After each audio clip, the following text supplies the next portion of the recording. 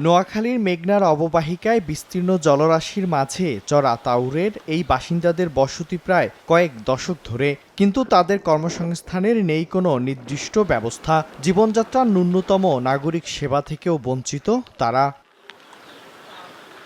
বর্ষায় যোগাযোগ বিচ্ছিন্ন হয়ে নৌকাই তখন একমাত্র ভরসা। অসুস্থ রোগীকে হাসপাতালে নিতে কিংবা জরুরি প্রয়োজনে মূল ভূখণ্ডে যেতে পোহাতে হয় চরম দুর্ভোগ।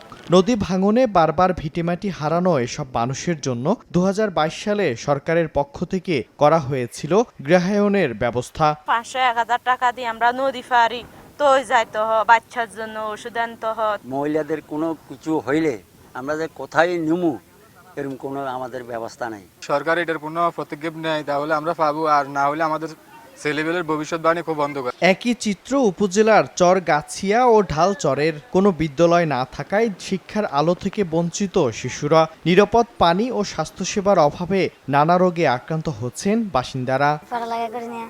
এখানে স্কুল নাই, মানুষে নাই। ফলান সাবা সব মূর্খ করিয়া লাইছি, কোন রকম দিন যার রাইত আর হাইলে খাইয়ে ন হাইলে ন খাইয়ে। একটা পুকুরও তলাক নাই। সরকার আমাদেরকে একটা স্কুল দেয় নাই, মাদ্রাসা দেয় না, মসজিদ দেন নাই, কোনোটা দেয় নাই।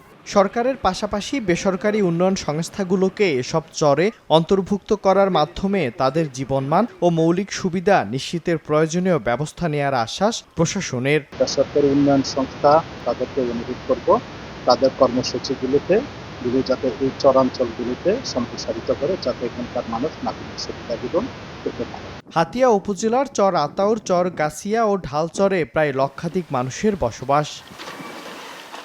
সময় সংবাদ, নোয়াখালী।